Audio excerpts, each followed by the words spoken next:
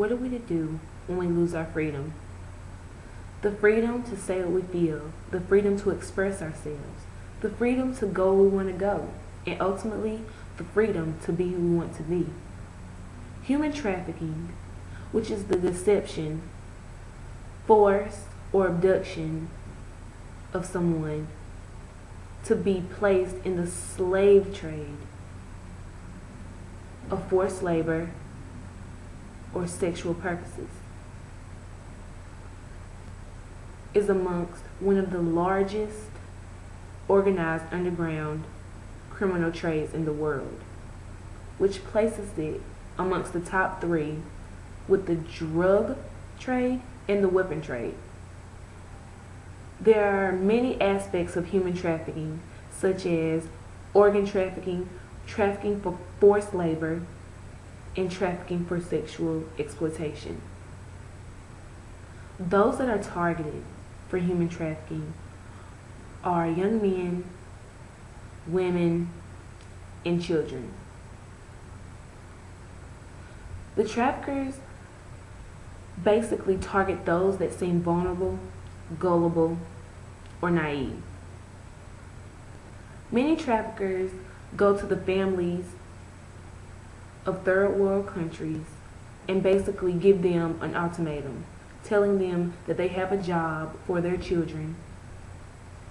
And when the families willingly let the child go with the trafficker does not return the child. The child no longer has any contact with their family. If the child or the victim, the human trafficking victim, tries to escape, they're either severely beaten or killed. Human trafficking is worldwide. Winterdick and Reichel state that no country is immune to human trafficking because you have the country of origin, which is basically where the trafficked person is trafficked at.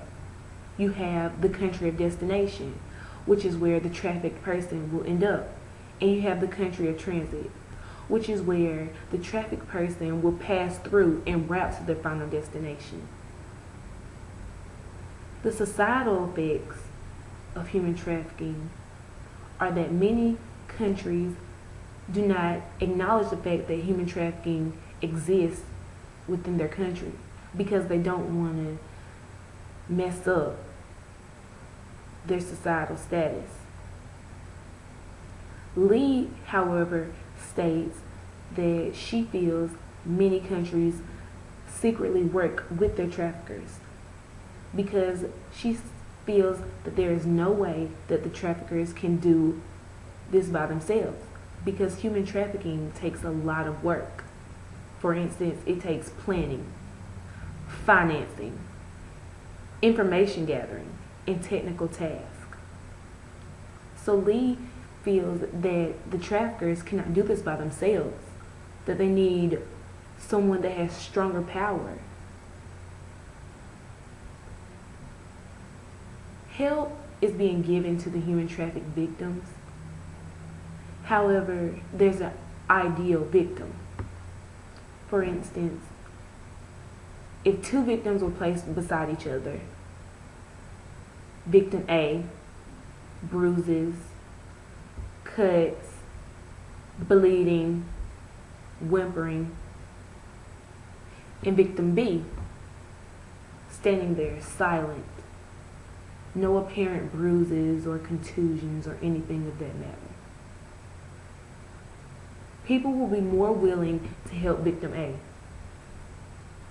Jahik and Fickenmeyer express that basically we need to develop a plan that approaches and benefits all aspects of human trafficking. My view is that we need to dig deep, dig into society, and basically remove the people that are corrupt. Because once we dig to the root, then the fight against human trafficking will be easier.